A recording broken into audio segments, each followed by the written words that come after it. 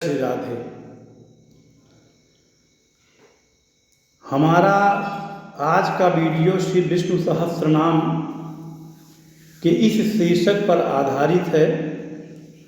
ग्रह वास्तु अरिष्ट शांति का सरल उपाय विष्णु सहस्त्रनाम।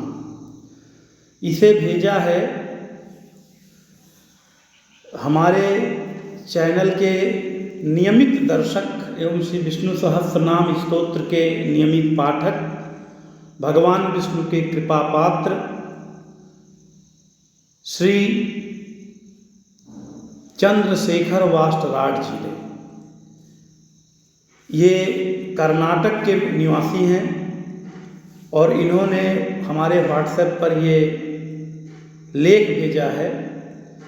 इस लेख को हम आप तक पहुंचाने का प्रयास कर रहे हैं।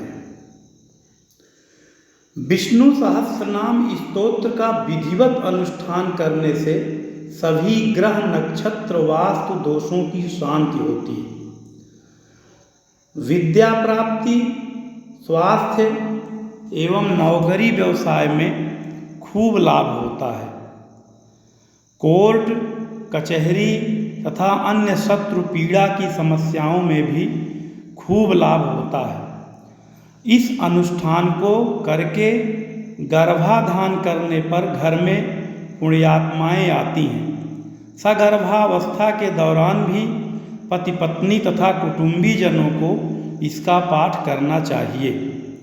अनुष्ठान विधि पढ़ने से पहले मैं आपको बता दूं कि किसी विशेष उद्देश्य की प्राप्ति के लिए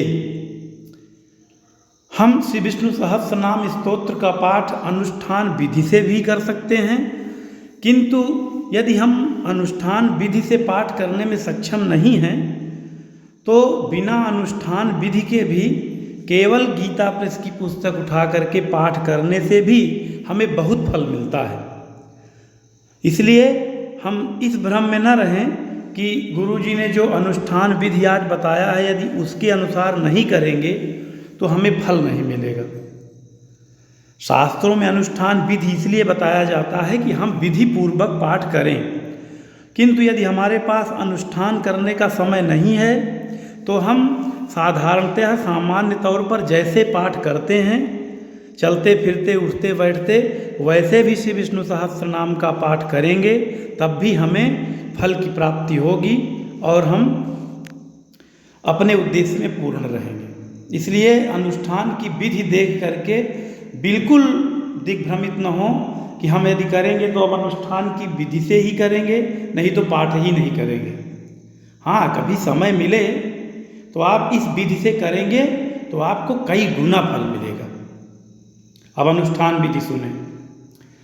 सर्वप्रथम एक चौकी पर सफ़ेद कपड़ा बिछाएं, उस पर थोड़े से चावल रख दें, उसके ऊपर तांबे का छोटा कलश पानी भर के रखें, उसमें कमल का फूल रखें। कमल का फूल बिल्कुल ही अनुपलब्ध हो तो उसमें अड़ूसे का फूल रखें। कलश के समीप एक फल रखें। तत्पश्चात तांबे के कलश पर मानसिक रूप से चारों वेदों की स्थापना कर विष्णु सहस्त्रनाम स्तोत्र का 7 बार पाठ संभव हो तो प्रातःकाल एक ही बैठक में करें तथा एक बार उसकी फल प्राप्ति पढ़ें। इस प्रकार 7 या 21 दिन तक करें।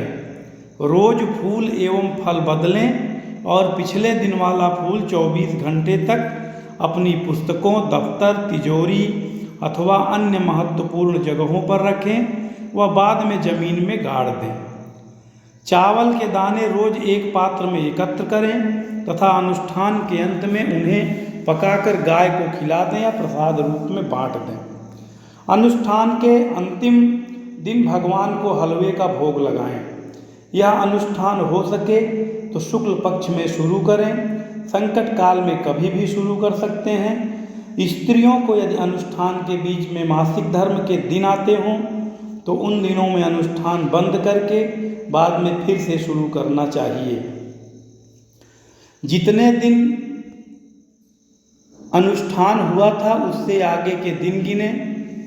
शास्त्र कहते हैं कि प्रदोष काल निषिद्ध काल में मैथुन नहीं करना चाहिए। जिन लोगों का गर्भाधान जानकारी के अभाव में अनुचित काल में हुआ है, उन्हें अपनी संतान की ग्रह शांति के लिए यह अनुष्ठान करना चाहिए। गर्भाधान के लिए अनुचित काल: संध्या का समय, जन्मदिन, पूर्णिमा, अमावस्या, प्रतिपदा, अष्टमी, एकादशी, प्रदोष, त्रयोदशी के दिन, सूर्यास्त के निकट का काल, चतुर्दशी, सूर्य ग्रहण, चंद्र ग्रहण, उत्तरायण, जन्माष्टमी, रामनवमी, होली, शिवरात्रि, नवरात्रि आदि पर्वों की रात्रियां, श्राद्ध के दिन, चतुर्मास, क्षय तिथि, 2 तिथियों का समन्वय काल एवं मासिक धर्म के प्रथम 5 दिनों में तो मैथुन सर्वथा वर्जित है। शास्त्र वर्णित मर्यादाओं का उल्लंघन नहीं करना चाहिए, नहीं तो आसुरी, कुसंस्कारी अथवा विकलांग संतान उत्पन्न होती है। यदि संतान नहीं हुई तो दंपति को कोई खतरनाक बीमारी हो जाती है। ये श्री चंद्रशेखर वास्टराड जी ने हमें लेख की फ़ोटो भेजी थी, तो हमने अब तक आपको पढ़कर सुना दिया। यदि कोई बड़ा संकल्प हो तो इस विधि विधान से भी आप श्री विष्णु सहस्त्र नाम का पाठ कर सकते हैं। किंतु मैं एक बार फिर सचेत करूँगा कि शास्त्रीय पद्धति को निभाना बहुत कठिन है। शास्त्र में इतने अनुष्ठानों को इतने कठिन पद्धति में या दिनचर्या को इतने कठिन पद्धति में जीने के लिए कहा गया है। कलयुग में हम गृहस्थों के लिए वो संभव नहीं है। तो जो सरल माध्यम है कि आप यदि इन अनुष्ठानों को नहीं कर सकते तो श्री विष्णु सहस्त्रनाम स्तोत्र का पाठ किताब में जो लिखा है उसको पढ़ते रहें। उससे भी आपका बहुत काम बनेगा और बहुत फल मिलेगा। जय श्री राधे।